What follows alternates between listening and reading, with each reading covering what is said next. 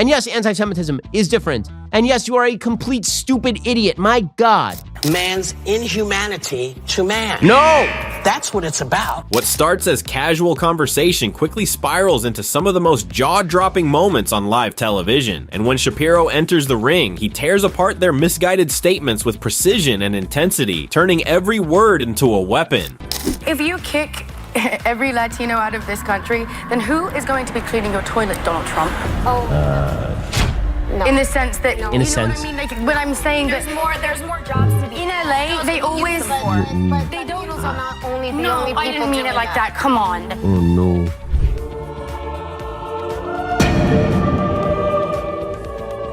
Ah yes, nothing says progressive values like accidentally saying something incredibly racist while trying to attack Donald Trump. I mean, the host is literally out here like, we need to talk about diversity, and then drops this gem about Latinos cleaning toilets. What's that? Irony? It's on aisle 5, next to common sense. Let's see how Ben Shapiro handled this one. Oh, no. Oh, no. I love that she's trying to make an anti-Trump argument. She's like, I can say anything I want. And she's like, I'm going to say something super racist. They're all like, yeah. Well, apparently her hair was not her only bad decision that day. Ben Shapiro doesn't miss a beat. He's like, oh, you're trying to dunk on Trump. Cool. But maybe try doing it without sounding like you belong at a 1950s dinner party. Ben basically points out the obvious here, how these woke commentators often end up saying the exact things they claim to be against. Like, how do you go from defending immigrants to implying they're only good for cleaning? That's next level hypocrisy, right? The Holocaust isn't about race. No, it's not about race. No, it's about a different race. But it's not about race. It's not about race. What is it about? Because it's about man's inhumanity to man. No!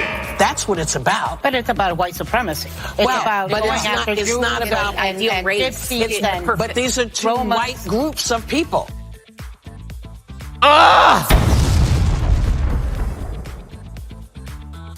There, y'all, let me just take a moment to mentally prepare myself for this one. So Whoopi Goldberg, in all her infinite wisdom, goes ahead and says that the Holocaust wasn't about race. I'm sorry, what? It's like she woke up one day and said, how can I make the worst possible historical take on live television? Not only is that the worst clip in the history of The View, that is the worst clip in the history of television. Like, all of television history. Whoopi Goldberg is obnoxious and stupid beyond all measure. The Holocaust was not about race. Ask the Nazis. The entire Holocaust was about race. All of it. Which is why they didn't just pick on Jews who observed Judaism. Ben, being Jewish, and you know, someone who has actually read a history book, couldn't let this slide. He breaks it down with the intensity of a teacher who's just found out you didn't do your homework for the 10th time. Ben literally hits her with a history lesson, reminding her that the Holocaust was, in fact, entirely about race. And then he points out the absurdity of The View, how they love labeling everything as racist, but when it comes to the most horrific racial genocide in history, they're like, nah, we don't see it. They picked on anyone who had quote-unquote Jewish blood. The entire thing was about race. You in danger, girl. But you notice, I mean, what she says there is not just stupid, by the way, it's despicable. When she says the Holocaust is basically just flatten it out, it's just about man's inhumanity to man. It's like just it's just like that time when you open your car door and you sort of bump the guy next to you and you leave a ding in his car, but you don't leave a note on his windshield. Man's inhumanity to man. Nope. It's like Whoopi just hit shuffle on her brain that day. How do you get it that wrong? Ben absolutely roasts her, calling out how dangerous and despicable it is to minimize something as horrific as the Holocaust. Honestly, you can't argue with him here. He was spitting straight facts and fire.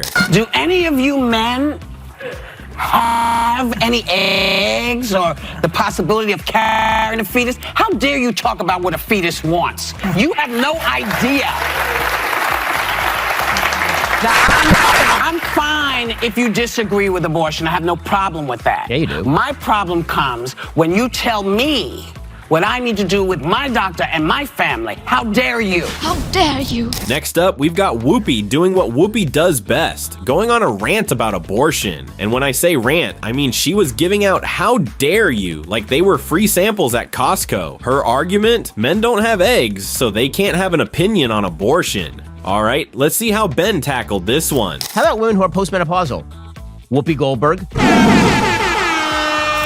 So Ben, because of course it's Ben, immediately catches the accidental transphobia in her argument. He's like, wait a minute, Whoopi? Are you saying that only women with eggs can talk about pregnancy? Well, that's not very inclusive, is it? Boom, roasted. And then he points out something even better. If only people with eggs can have opinions on abortion, then postmenopausal women are out of the conversation too, right? Whoopi, how old are you again? Can we get an egg check on aisle 60? Can they have opinions on? I mean, you can't have a baby right now, I assume.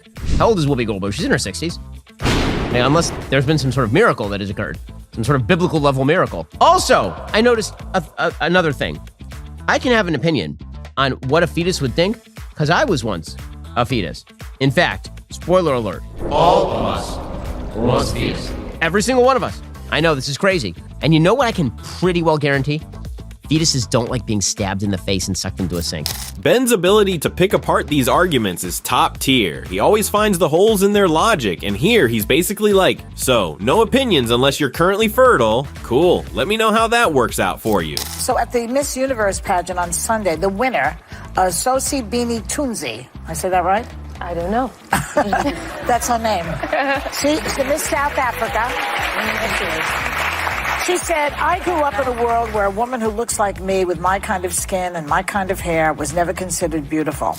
All right, let's switch gears for a second. On The View, they bring up a Miss Universe contestant talking about how women with her skin tone and hair were never considered beautiful. Now, look, this is definitely a topic worth discussing, but as soon as you hear Joy Behar pipe in with, "Speak for all black people, black lady," you just know things are about to go south real fast. So first, I mean, honestly, that quote is also rather silly. I mean, it looks like this happened maybe 2 years ago, and this woman appears to be like 20. I love that Joy Behar's like, "Speak for the black people, black lady." Woo, there's so much racism among the white liberals at The View. It's really fun to watch.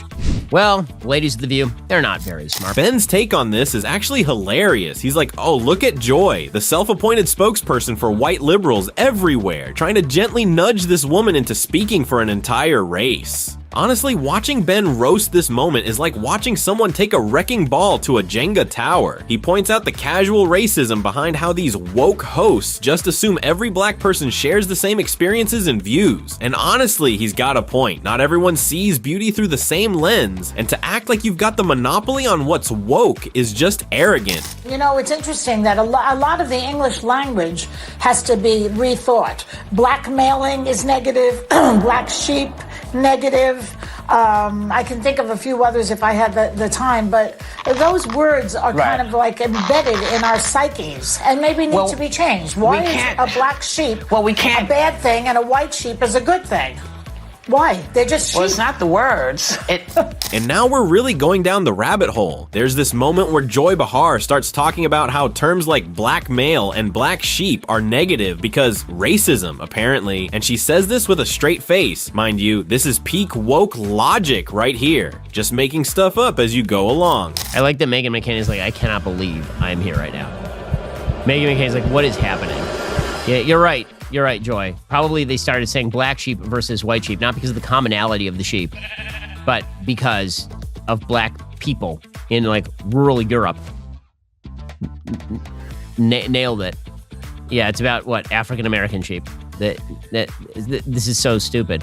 It's about black male, like black people male. Ben Shapiro doesn't even have to try with this one. He's basically like, oh, cool, Joy. Next, are we going to ban the color black altogether? Should we start calling it dark gray male? It's absolutely ridiculous. He even jokes about how the origin of these words has nothing to do with race, but that doesn't stop The View from turning it into a deep philosophical discussion about systemic oppression. Talk about reaching.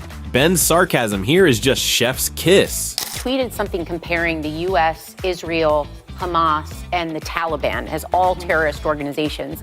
And she has maybe way more knowledge and experience in the very complicated Middle Eastern relations. But I did find that being on a foreign committee and comparing the country to a known terror, those are organized terrorist communities, that, not Israel, but Hamas and the Taliban, that depends on who you talk to. Now, finally, we've got The View's take on politics. And shocker, they're saying the Republican Party has moved too far right, while Democrats are supposedly chilling in the center. What? This is one of those, are we living in the same reality? Moments. Depends on who you talk to. Whoopi, always available to sign in. Cool it with the anti-Semitic remarks. To both compare Israel and the United States to terrorist organizations and also compare terrorist organizations to apparently not terrorist organizations. Like, Hamas is not a terrorist organization? Oh, man. It is amazing because Whoopi is sort of seen on this show as sort of the wise old sage. And I have to say, you need better sages. Ben breaks it down perfectly. He's like, look at the Democratic Party from JFK's time, and then look at it now. Spoiler alert, they're not exactly swapping notes anymore. He calls out how insane it is to act like Democrats are somehow moderates when they're out here pushing for things like gender fluidity and reparations, and openly bashing America. Ben's roasting is on fire here. He even says something like, you have to be willfully ignorant to believe this. And honestly, he's not wrong, and that, my friends, is how Ben Shapiro systematically roasts the entire cast of The View, one bad take at a time. Whether you agree with him or not, you can't deny that Ben's got a talent for turning their woke logic into kindling. If you enjoyed watching Ben roast these moments like a Thanksgiving turkey, smash that like button, subscribe if you haven't already, and drop a comment below with your favorite roast. Until next time, keep your facts straight and your arguments savage.